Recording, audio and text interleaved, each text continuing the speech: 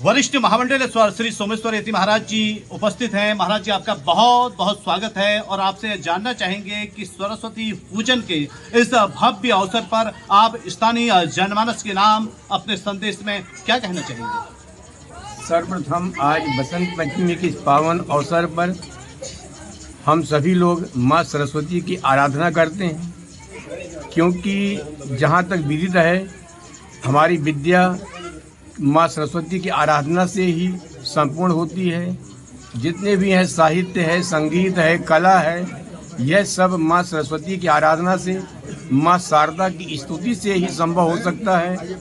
इसीलिए हम सभी को अपनी विद्या को बढ़ाने के लिए, अपने संगीत को बढ़ाने के लिए, जो भी हमारे देश में, जो भी हमारे समाज में, जो भी जितने भी लोग विद्वान हुए हैं, जितने भी लोग अपने अपने क्षेत्र में हुए हैं, उन सब पर माँ सरस्वती की, माँ शारदा की असीम कृपा होती चली आई है। बहुत अच्छी बात गुरुजी आपने बताई कि जिस पर माँ की कृपा होती है उस पर सभी देवताओं की कृपा सहज में ही होती है। लेकिन वर्तमान समय में मनुष्य जो है सनातन सुख तो चाहता है, लेकिन वो ऐसा क्या कारण है गुरुदेव कि वो अचानक पाप की ओर खींचा चला आता है, मन उसका स्थिर क्यों नहीं रह पाता है? इसके लिए क्या आध्यात्मिक प्रयास करने चाहिए?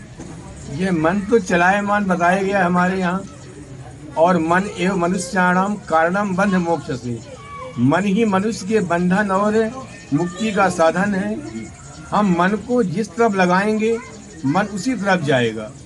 हमें मन को बलात्पूर्वक धर्म की ओर लगाएंगे तो निश्चित ही वह धर्म की ओर जाएगा, और अगर हम मन को स्वतंत्र छोड़ देंगे तो वह बुरी संगति की ओर जाएगा।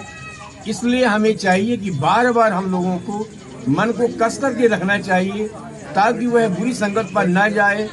और जितना हम अध्यात्म की ओर जुड़ेंगे, जितना हम धर्म की ओर जाएंगे, जितना हम वेदों के बताए हुए मार्गों पर चलेंगे, उतना हमारा मन शांत होगा और बुरी संगति की ओर नहीं जाएगा। इसलिए प्रत्येक व्यक्ति को चाहिए कि वह अपने मन को ध्यान के द्वारा शांत करके, दीप का ध्यान करके और ओम की स्तुति करें। यही उनके मन का बंधन होता है, वही दूर करता है सब विसंगतियों। बहुत अच्छी बात गुरुजी आपने कही कि ओम का नाद करने से, ओम का उच्चारण करने से मन में एकाग्रता आती है और मन जो है शांत होता है। और आज आप इस शिवालय के प्रांगण में हैं और कुछ दिनों बाद शिवरात्रि की गुरुजी, तो शिवरात्रि आने वाले शिवरात्रि के लिए आपने सुधामयी वाणी की धार से भगवान बराबर कोई दाता इस दुनिया में पैदा नहीं हुआ है, क्योंकि भगवान शिव अकारण ही लोगों पर कृपा करते हैं और भगवान शिव की आराधना निश्चित सहज होती है। और देवी देवताओं को मक्खन का भोग लगाते हैं, कभी किसी को दूध का भोग लगाते हैं, कभी अनेक व्यंजनों का भोग लगाते हैं, किंतु भगवान शंकर ही ऐसे सुलभ हम लोगों को हैं जिन्हें कुछ भी नहीं चाहिए, केवल प्रकृति ने जो दिया रखा है उन्हीं के द्वारा हम भगवान शिव आराधना करते हैं।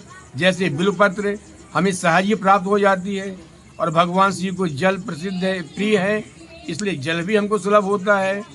हमारे किसानों के यहाँ जो गौ पालन करते हैं, गाय का दूध सुलभ हो जाता है, इसलिए भगवान शिव को दूध भी मिल जाता है। इसलिए भगवान शिव के लिए कुछ जरूरत नहीं है। बिलपत्र हो गया, बेर का हो गया, बिल का फल हो गया, यही भगवान शिव के अभिषेक में उपयोगी है। तो बहुत सुंदर बात गुरुजी आपने बताई कि शिव अकाम है, दया के धाम है, बात आपने बताई। और आप थे वरिष्ठ महामंडलेश्वर सोमेश्वर यति महाराज जी, जो आज 25 एकड़ कॉलोनी में जन जागृति कला मंच के तत्वाधान में आयोजित सरस्वती पूजन कार्यक्रम में मुख्य अतिथि के रूप में मौजूद हैं। आपने अपना अमूल्य समय हमें प्रदान किया, आपका बहुत बहुत धन्यवाद। बोले सरस्वती मैया की जय।